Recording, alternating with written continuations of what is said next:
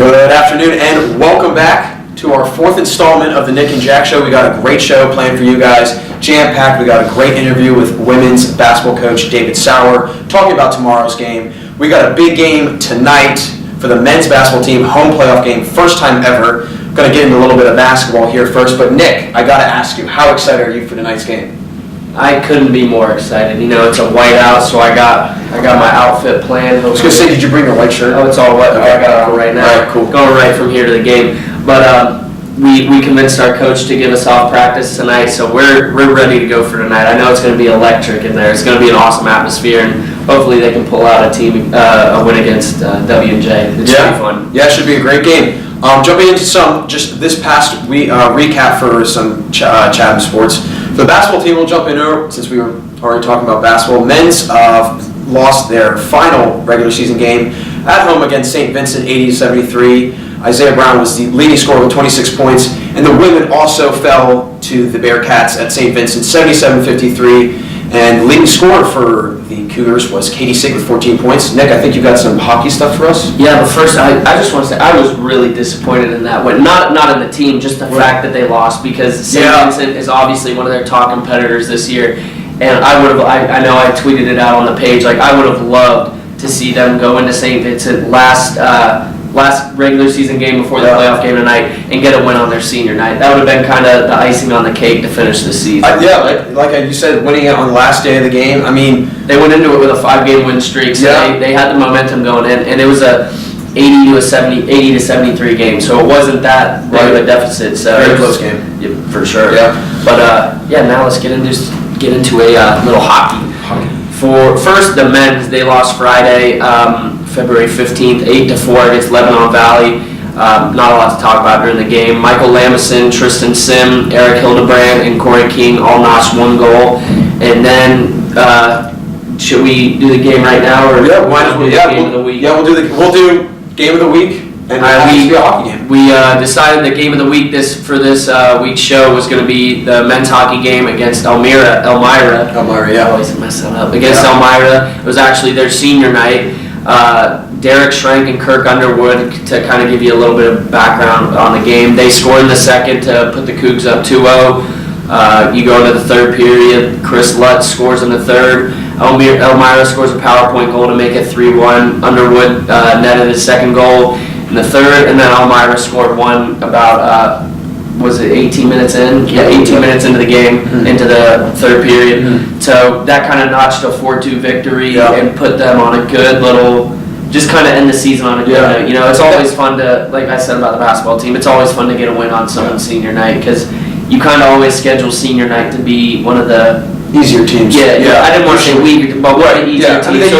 So it's cool to come in and get a win on senior night. And for their season as a whole, it's unbelievable, like the strides they've taken. Lots of big steps for that team, yeah. Exactly. Because I have the 2018 stats right here. They were 2-20-3 overall, and then 2-14 in the conference. And then this year, they went from 2-20-3 to 6-17-2, and then 4-13-1 in the conference. So yeah, they played about, quick math, two more conference games, but they managed to get 2 more wins.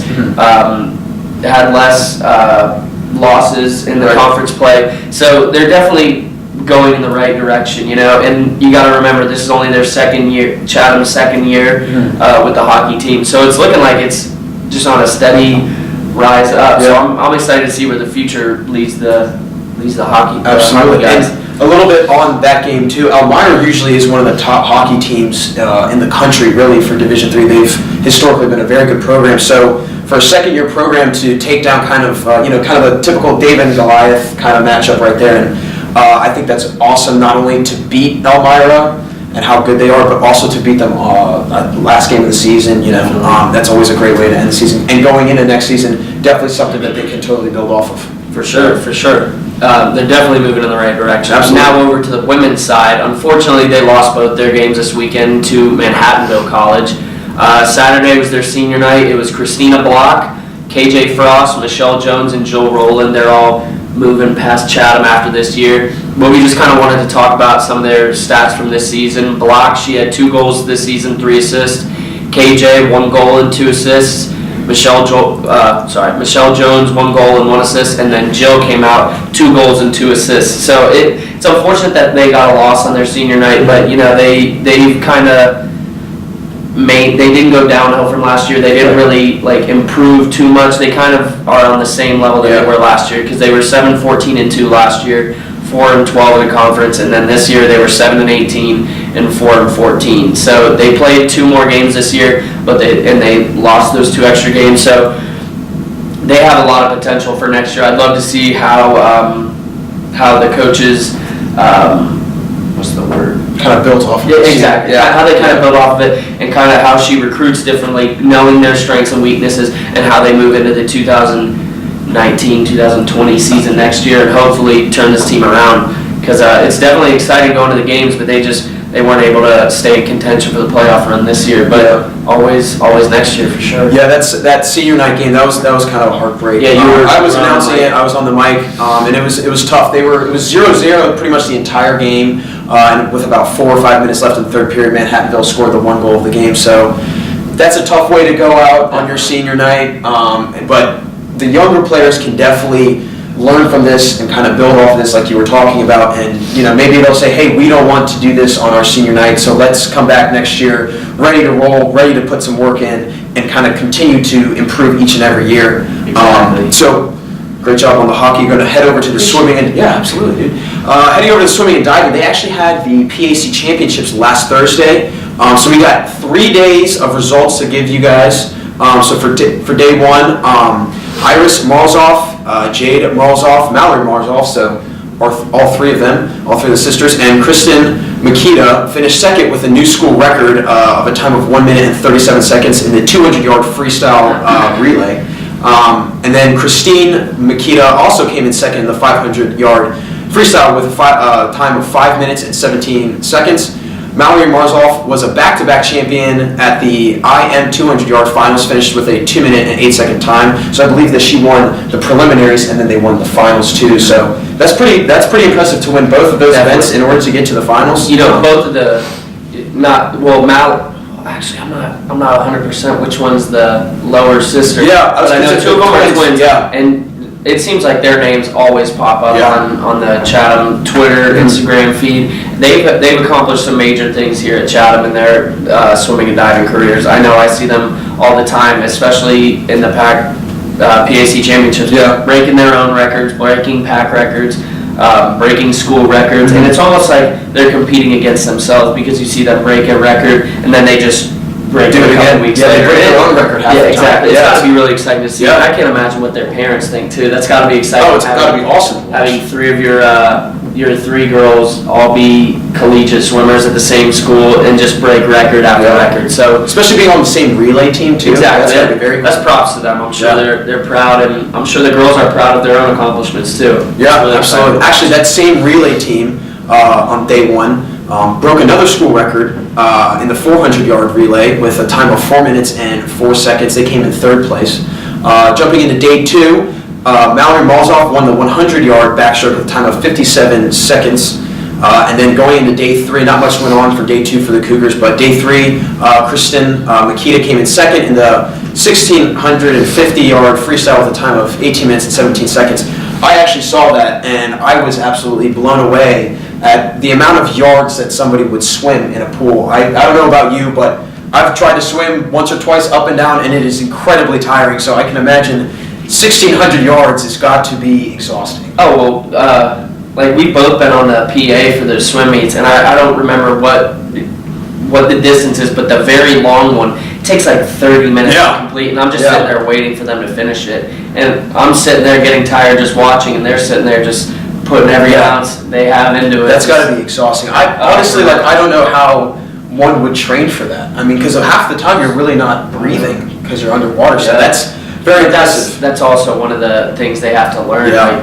Baseball, one of the first things you have to learn is how to hold a bat. So you gotta learn the opportune times to take breaths underwater. Not take breaths underwater, but that would be a problem. It would be. That would be a mighty problem. Exactly. That would be, Anyways, and then wrapping up day 3, Mallory Marzoff also won the 200-yard backstroke with a time of 2 minutes and 6 seconds. And the Cougars, all in all, were 4th place in the PAC for swimming and diving. You know how many teams competed in it? I believe it was 8. Was it this same 8? Yeah, I believe it was 8. But congratulations to the swim and diving team. Did a great job this season. They improved a bunch from last year and even the year before. So again, we're seeing lots of trends of Chatham teams continue to just progress in the right direction, and it's great to watch as fans and supporters. Yeah, it's just really interesting to see how not only the guys' teams have grown since their first year, but how the women's team, since guys have been introduced, how they progressed with them. They're on the same upward trend. And the only explanation I can think is, one, they've gotten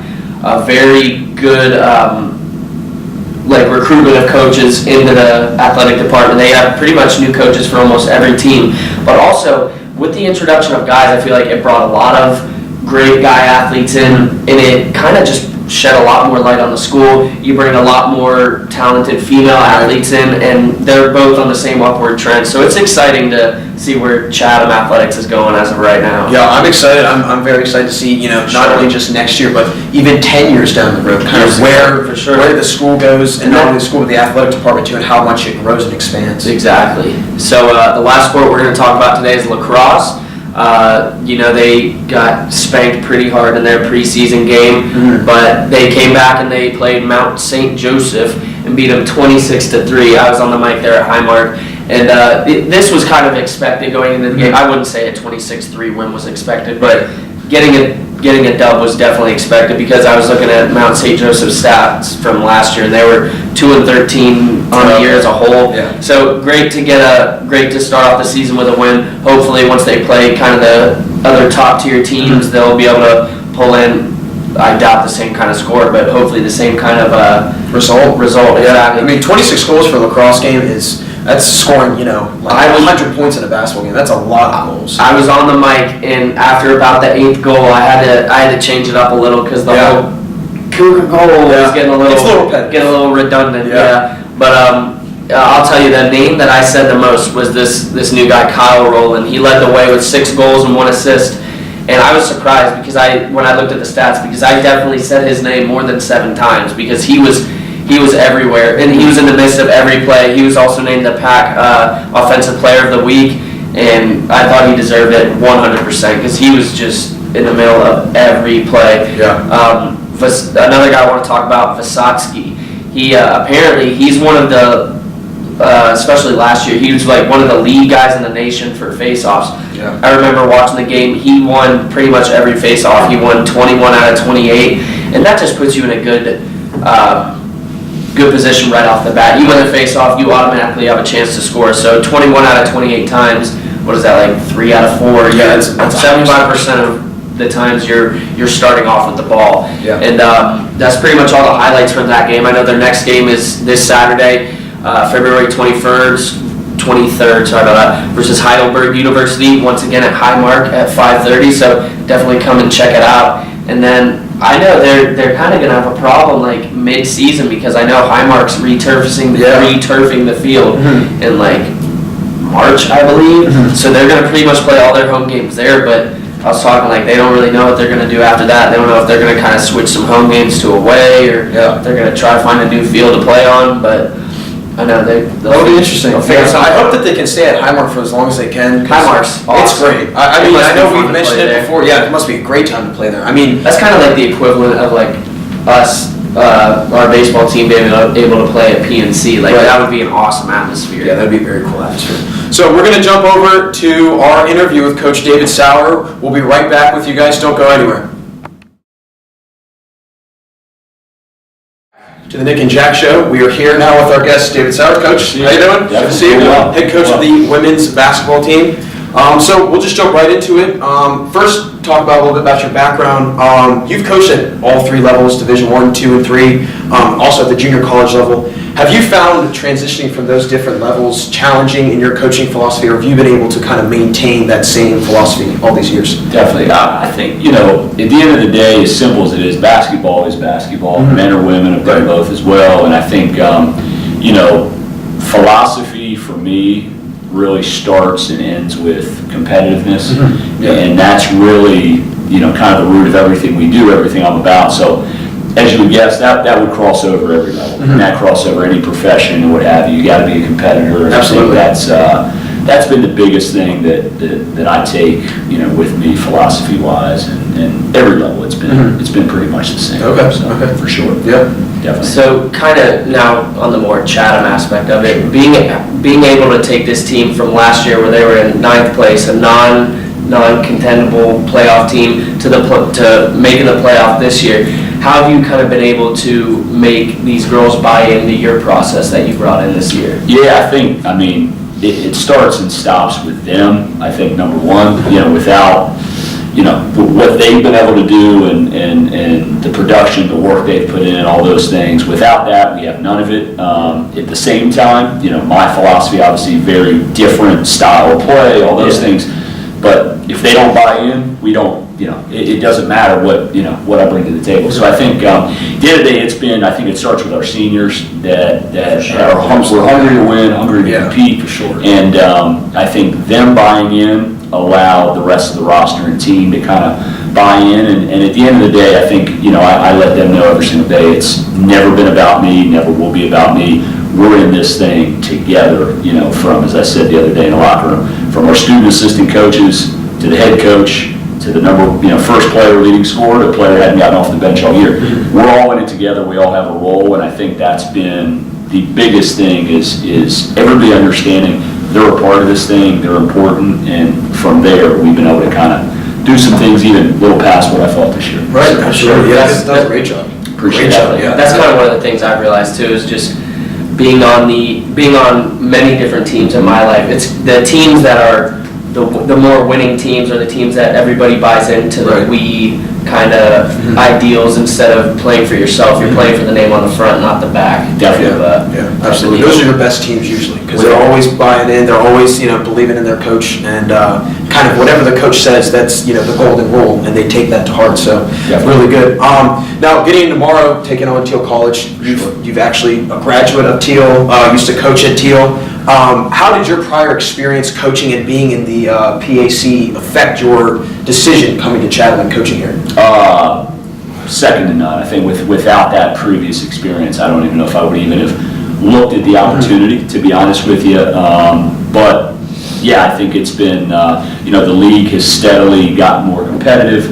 I think with, the subtraction of Thomas More, I think really has opened things up for all of us to have an opportunity this time of year. Even, you say Teal, AC, they would beat number 5 yesterday.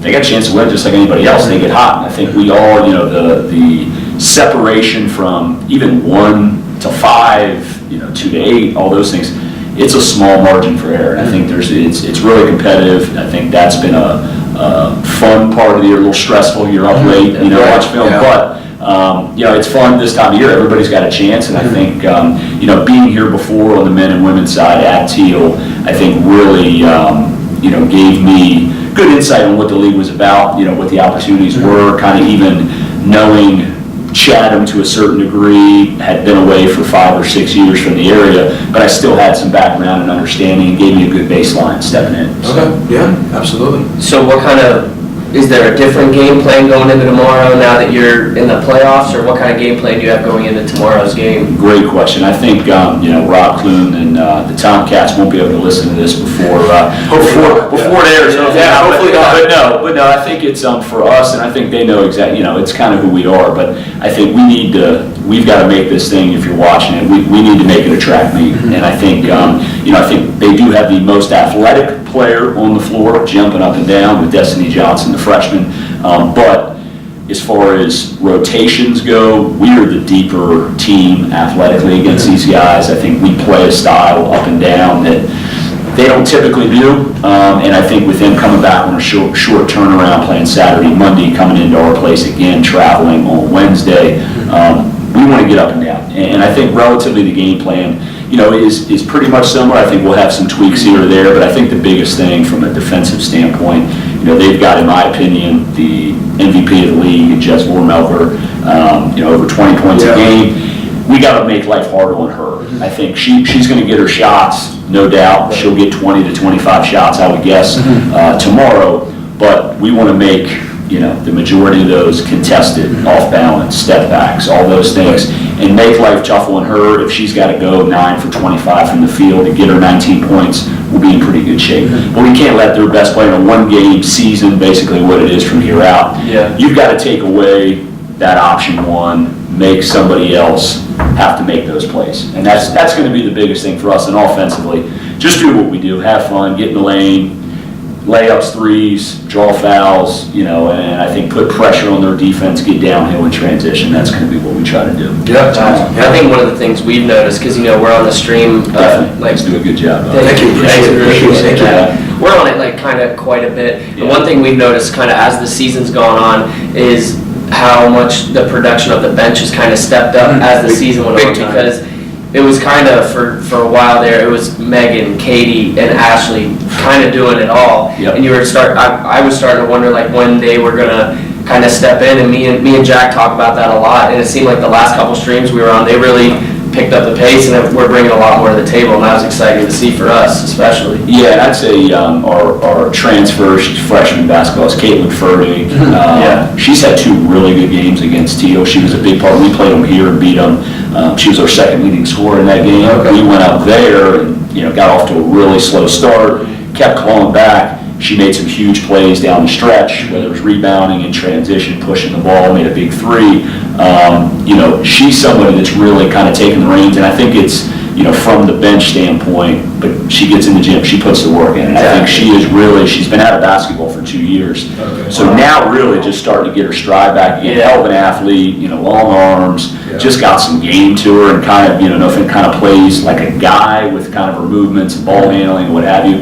And she's been a big lift off the bench. I think we've had different points in the year. I'll even go all the way back to first couple conference games. Like Brittany Smith hasn't seen the minutes she'd like right now, but hit 2 huge threes in back-to-back games to extend leads to give us a chance to start off 2-0 in the conference. So everybody throughout the year, I think, has had their opportunity to chip in, in a tangible way for a victory this year. So it's been really good to see. But like you said, at the end of the day, Caitlin, Megan, and Ashley have really, carried the load, set the table, and then you got Liv Barkley and Sierra Underman, who have been probably the most underappreciated, parts of what we've been able to do. That's one of the things we talk about too, Yeah. because we like Yeah. seeing the production from those 2 especially. Definitely. Yeah, I know I've mentioned a couple times how I've really wanted to see, probably midway through the season, I wanted to see Olivia Barkley really step up into a bigger role. And she started playing really well. She was playing a lot more aggressively, offensively and defensively. And I think, after Sierra Ungerman came back from her injury, I thought she stepped up big time too, which I think is going to be crucial for you guys going down the stretch, because her rebounding, her aggressive play, I think that's definitely going to set you guys apart from these other teams in the conference. Yeah, and I think the big thing with Sierra especially, she puts stress on their kids inside. In some ways, it doesn't even show up in the box score, whether it's just as simple as, tomorrow, Destiny Johnson has got to block her out every single time. Sierra is going to give the effort to fight for an offensive rebound. It's going to pop her every time she comes in the post. And we kind of missed some of that during the stretch she was out. And it really, it was, you kind of notice it when you don't have something. And we really noticed, the things that she did don't necessarily show up on the box score, but it's huge to winning. And I think, with her doing that, and then Liv Barkley does anything you ask her. She is kind of that glue that holds it together from an offensive standpoint. She'll make the extra pass. She'll sacrifice her shot, draw 2 people, kick it to somebody, and she's really started to buy in. I'm putting her in a tough position, playing inside, being undersized. Yeah. She is scrapping and scrapping and scrapping, and really, her and Sierra have done a heck of a job. Yeah. So. Yeah. Yeah. Now, this win, what would it mean not only for you, but this team, this program, this school, just in general, for your first year at the helm, to not only win a home playoff game, but to hopefully make it to the PAC championship and win the PAC championship? Yeah, definitely. Yeah, I'm not gonna. I say this just how I tell our team is that I'm not gonna, BS you guys on it. It would be a huge win. It's Yeah. not just the Bill Belichick, just another game. It is a big deal. Oh, yeah, It's a big absolutely. deal, 100% for us to get a win at home. We're gonna have a great crowd tomorrow. To get that for our program, for the athletic department, for us being in the position to have a home playoff game in a competitive conference like this is a big deal. We want to show out, and I think for our obviously, we're in a one-game season from here out. So every game we play moving forward, it is our championship. It's win or go home. So at the end of the day, this is the championship game for tomorrow for us, and we'll take what comes next after that. But it's the biggest game on the schedule. Yeah, absolutely. Yeah. So you're kind of saying it's a big game, not only as it being a playoff game, and like you said, pretty much a one-game season here on out. How does it feel playing your old team in the first round? Like, does that add a little bit of enthusiasm to it? Yeah, and I try to keep this stuff away from our team. Yeah. And I think the only time I mentioned it, after the second time we played it, we beat them twice. I mentioned thanks for that. Beat them. But yeah, there is, and I said I'm not gonna lie to you. Beating my alma mater, 3 times, I think would definitely be icing on the cake. It's a weird feeling, and it's been a weird feeling. I'm sure. Kind of being on that other sideline, sitting on the opposite bench when we went down there. But as a competitor, I mean, at the end of the day, yeah, without a doubt, we want to go up there and get it done. And it would be special for me to be able to knock them out 3 times. Yep. Now, going forward, moving on after this season, how do you kind of plan on accomplishing the same things you guys did this year without having your 3 stars, Katie, Megan, and Ashley, next year? Definitely, yeah. I mean, every year, and that's the fun part, I think, about having coached at every level, having worked for people that have been super successful and have coached really different styles. I think, I'm really adaptable, and I think at the end of the day, the root of what we do will always be competitors and aggressive and all those things. But our roster could be really different. Our strengths could be, we could be much more of an inside team where, as recruiting is going, we're, getting some kids that I think fit how we play now, but I think we've also stumbled upon a couple that I think, with a little more inside lean to them, and I think they could be just as big factors next year. So I think for us, I think you're going to see the same team you've seen in terms of competitiveness and aggressiveness all day, but stylistically, it could be very different. And I think, it all starts with recruiting, and at the end of the day, especially at our level, Division III, you can't necessarily recruit to a certain type of player. You got to get the best kids you can get, and once you bring that collection together, they're good people, hard workers, you figure out how you need to play at that point. And I think this year was lucky coming in. We had players already in place to play the way I wanted to play it from the jump. But now moving forward, I think every year you try to recruit to that, but I think you've got to adjust as a coach. And I think there's no pounding your head against the wall trying to make square peg fit in a round hole. I think we've got to evaluate once we get to that point next year and in this summer and figure out how we got to do it. But I think at the end of the day, we're going to recruit competitive basketball players that love playing the game, and we'll figure it out. Well, you've done a great job this year. Seriously, you've done a great job, and we're really excited to see who you bring in next year and how you're going to continue to build off of this year. But congratulations. Thanks for coming on the show.